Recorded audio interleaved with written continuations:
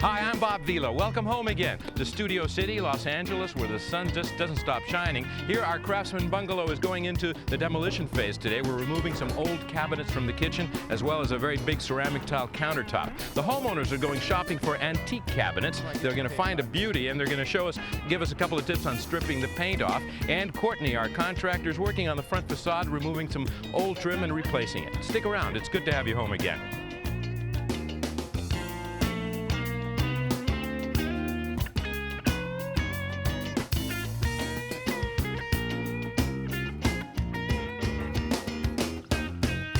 Sears presents Bob Vila's Home Again. Okay, the kitchen is right through this sort of butler's door. Hi, Courtney.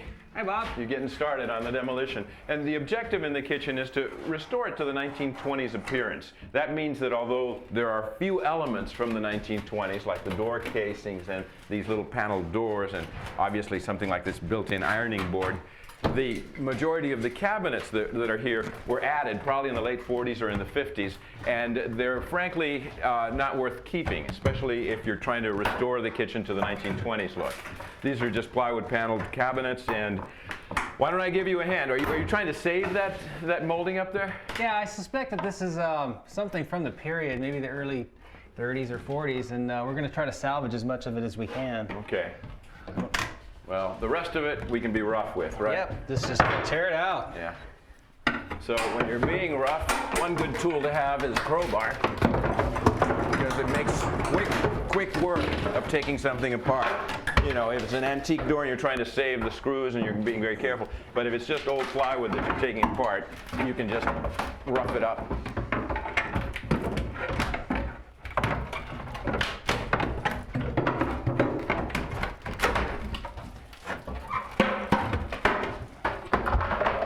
And it's also not what they call a cabinet box. It was probably built in place, and so that means it's going to come apart in pieces.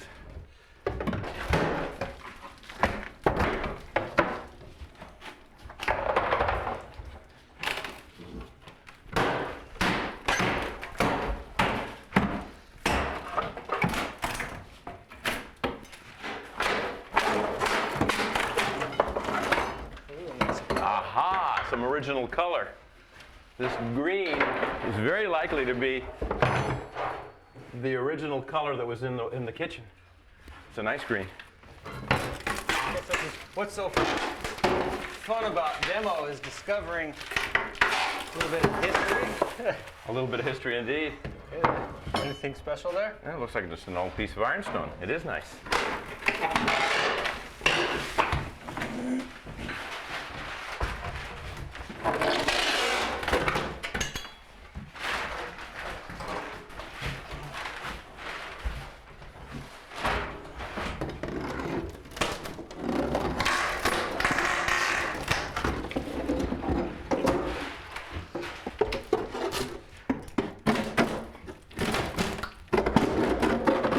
Have to get high on that. Yeah. Hey, Bob, can you hand me that flat bar?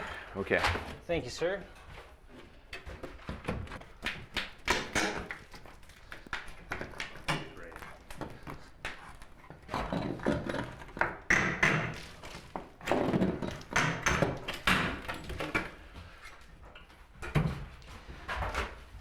Yeah, you're going to have to get the step over here to get up to the top.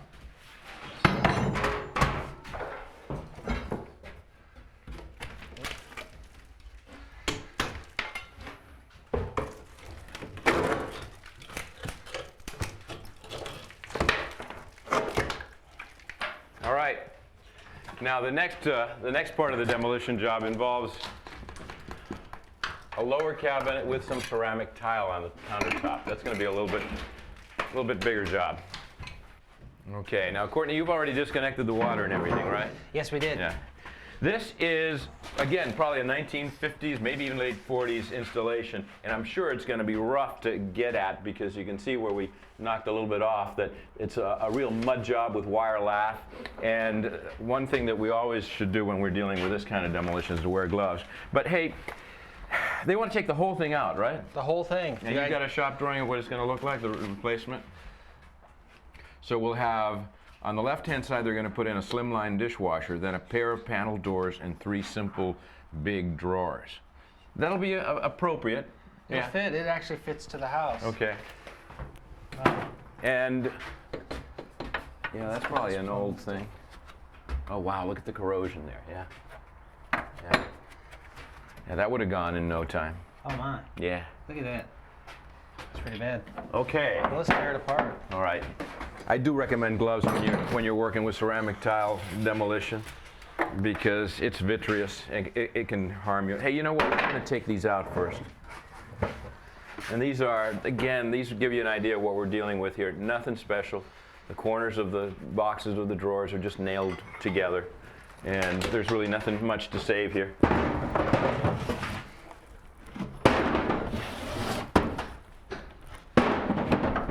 Stick built. All right, let's start breaking it up. Yeah. Now see how this was made? The carpenters just put in some boards from front to back, 1x6s. Then we've got tar paper, there's a moisture barrier. Then we got metal lath right there, you see it? And then about 2 inches of mortar on top of that, then the ceramic tile. This kind of installation is really forever, but what happens is that the tile deteriorates or it gets out of fashion, and that's why we remodel.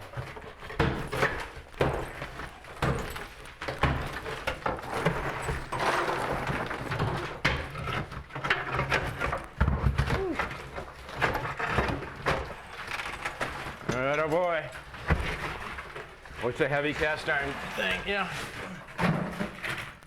Whew. You all right? Yeah.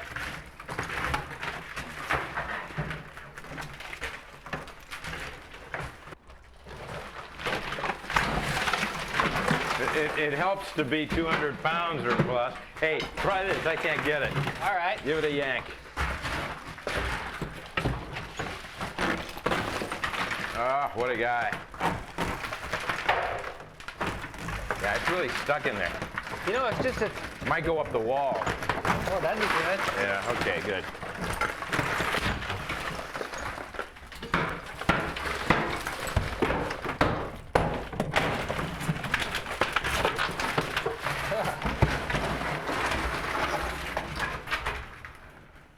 Let's head for the dumpster. Right on.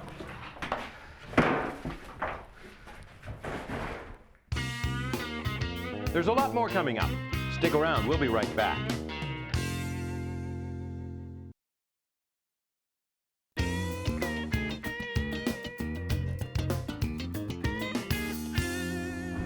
Part of the kitchen restoration involves installing a vintage cabinet that these guys were lucky enough to find. And first, there's a lot of hard work removing some old colors. Boy, that blue is awesome, isn't it? Blue and yellow. Looks like Easter eggs in here. Okay, I'm going to interrupt you for a minute, Gavin. I know you're having too much fun. Oh, it's a lot of fun. It's a lot of work. And what kind of product are you using to remove the paint? It's a paint stripper called El Pico. Yeah, and this is basically methyls and chemicals. It's not caustic soda. No. But it's tough stuff. It's very tough. And you don't want to expose your flesh to it, or... No, what we've done is we've put rubber gloves on, we've worn eye protection, and we're using ventilators so that we don't breathe any of the fumes in. At the same time, we've got a well-ventilated room here with the doors and the windows open. Yeah, they actually recommend that you do a lot of this work outdoors if you can. Yes. And it's best to do it on the flat as opposed to vertically. Yes. Well, anyway, what are you finding so far? Just 3 or 4 layers of paint? Yes, the top yellow layer, and then some blue and some cream, but then the beautiful Douglas fir, like the rest of the house, is underneath all this. Yes, yeah. And this will be eventually installed as an overhead cabinet, right? Yes, we're going to install it in the kitchen. It's actually a cabinet that would have been in the house originally when it was built, before they took it out. And the thing about this is that it does work very quickly. Look at how just in 30 seconds it starts to break this up. Yes. Well, I'll tell you, Michelle, you can't really talk through that mask, but you and I had a lot of fun shopping for this. Watch. Wow, now how'd you find this place? Gavin looked it up in the yellow pages. Really? Just under salvage yards? Under salvage yards. Big 10 used building materials and supplies. Yep. Altadena. Well, I can't wait to take a look. Oh, wow. Look at all this stuff, huh? Isn't that great? Look at these doors, yeah. Oh, look at this. This is it's marble. It's got gold plate. These are brand new Kohler fixtures, I'm pretty sure. I know the design. It's Look at nice. this, cobalt, yeah. That's pretty cool. Yeah. With the And blue. over here, balusters and stuff. Aren't those great? Mm-hmm. Boy. So you found a cabinet here. Yes. Oh, hi. Fred. Hi, Michelle. This is Bob Hi, Vila. Bob. How are Fred you? Alexander. Nice to meet you. Yes. Meet you. You've Let got me- a great place here, Fred. Thank you, Bob. Yeah. Let me Light show you fixtures this. and andirons and handles and just about anything you could want, huh? Look, look, look. What? This is it. Oh, so this is what you're... Isn't this great? Yeah. And what does this look like? The pantry? I don't know about the Exactly. color. Well, I know. Yeah. But it looks like the pantry and the ironing board. Exactly. Oh, sure. So it does match your kind of early 1900s cabinet look. Yeah. Where did you find this, Fred? Came out of a local property that was being demolished, and I was actually able to take this one out with my own hands. So you were doing the demolition? Yes, I was. What town was it in? In Glendora, Glendora. pretty close So by. how old do you suppose this is? This was the early 1900s, about Early 1906 house. Really? Wow. And there's another piece here. What's this The cabinet? spice cabinet there. Yeah. And the wood, you've already been scratching away at the wood. Yeah, I wanted to see what the wood was. I believe it's fur. It looks like close to straight Which is grain fur. everything in the house. Yeah, Fur. right. What's this? That's, Michelle, I didn't know that we still have this around. It's a breadboard that I discovered. Oh, that goes that's with the effect. great. Now, do you That's think it's great. going to fit, Michelle? What's the width of this? Yeah.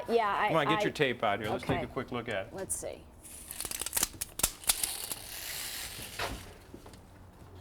About 6? 63 inches. Oh, less than 6 feet. Yeah, you shouldn't have a problem at all with that. Ah, How much? 500. 500. Well, you couldn't get it made for that much. No. Boy, no. look at all these doors you got over here, Fred. Aren't Oh, these just a fabulous? little bit of everything, Bob. Yeah, French doors, solid doors. Boy, these are beautiful. Look at this. Oh my gosh. I love this. It's They're a nice little- bench. Are they little church pews? Oh, that's right. It's a church Yeah. pew. Do you know what this would look great in? The alcove, the little Oh, in your kitchen little nook. breakfast, look, breakfast nook. I've Yeah. been looking for. Yeah, Well, this that- is what she's been You could going actually for. use that for your Yeah, breakfast? Now, we could probably make a copy of it so that you could have two. Oh, no problem. This is part of a set. I've got the other one here. Fantastic. Oh, this is great. Look at that. Oh, these could look absolutely great back in your kitchen. Fantastic. Yeah, that's great. Well, maybe we should get a dimension of this. Yes. Okay. Well, Michelle, you are quite the little shopper. Yes. Is he going to give you a special deal on those church pews? Fred's going to give me a very special deal. And they are going to fit in And the... we measured them, they're going to fit. Yeah, that's So good news. That's great. That's good news. You know, very often when you talk about installing salvaged yard material, you really have to look at the cost considerations. Is this really cost effective, or would it have been less money to just build replicas from scratch? It would have been less, but we both feel that environmentally we should start reusing these older cupboards and cabinets that are in existence. Mm-hmm. We should always look to do that first instead of just building new and throwing things away. Yeah, I think it's a very good approach. It also kind of goes to the heart of restoring a house like this, Yes. to put back pieces that may have been in a sister house down the road. Yes. It bonds you Yeah. to the house. Yeah. So we will be recreating this cabinet so that we can fill in that whole wall in the Yes. kitchen, right? We have to make this one larger. Yes. And then you've already got the lower cabinets. Yes. This cabinet has a life already, so we're giving it a life back in this house. It's a good sentiment. Okay. So the next step will be, well, after you get all of this, we'll be hitting what's left of residue here with some mineral spirits and steel wool, and that really starts to take it all off. Yes. Wish I could help you. I got to go do another job. I wish you could Okay. too.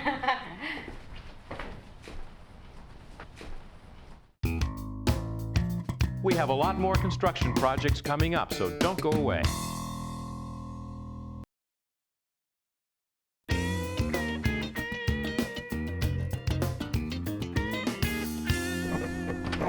Well, Courtney, I see you've gotten started on your next job.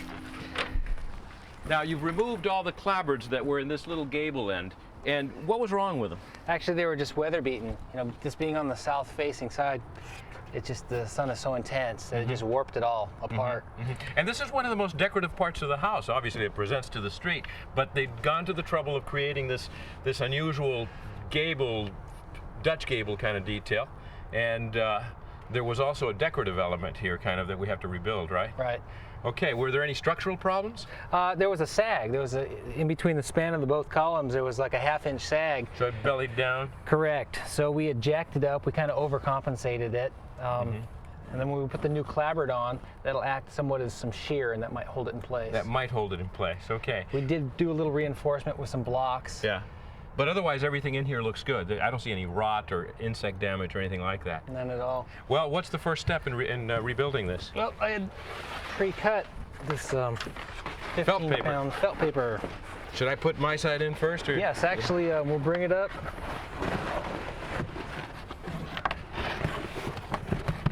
Slide your end in. Now this acts as a moisture barrier. Correct. We had found that the house didn't have any, and our concern was that with the being facing on such an intense side of the weather that if we stopped any of the sweating that was happening behind the wood, it would stop the rot. Right. Or prevent it. Okay, and this will just be stapled in place, right? Yes.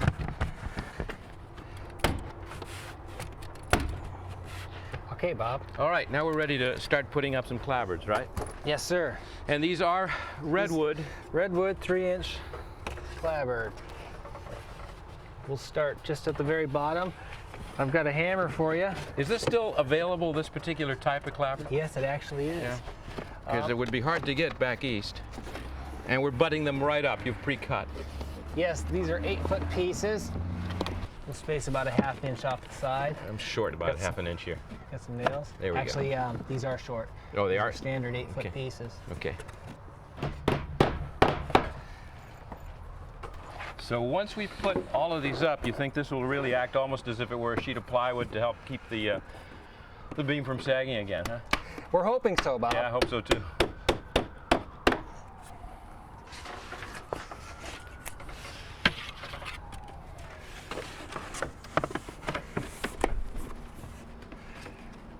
You about the same? Yeah. I'm shy about a ¼ inch. All right. There, that's good. This, of course, is going to be covered up by the corner board.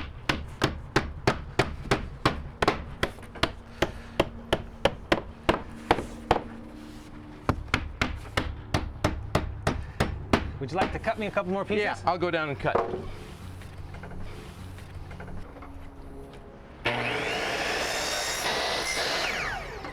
Now what's neat about these little redwood clapboards is that they shiplap so that they fall one right over the other, and you don't have to worry too much about whether they're all level or not if you start off right. Let me cut one more.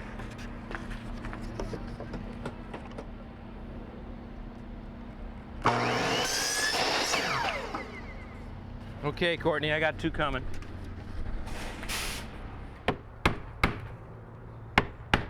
All right, those corner boards really put the finishing touch on. A couple of coats of paint is going to look just like the original. But, Courtney, wasn't there a design on this thing? Kind of like a applied wood or something? Yeah, it was like a starburst. We had taken the scraps of the last piece and we here we go. salvaged as much as we could. We made this template that we'll bring into the shop and duplicate it out of redwood. Yeah, this was applied, and I assumed that it was original. Actually, it's kind of sat something like that. Yeah, just applied right over it. So you just made some out of stud lumber, and you're going to make one out of redwood in your workshop? Yes. It's going to look marvelous. The finishing touch. We'll be back in a moment with a preview of our next show.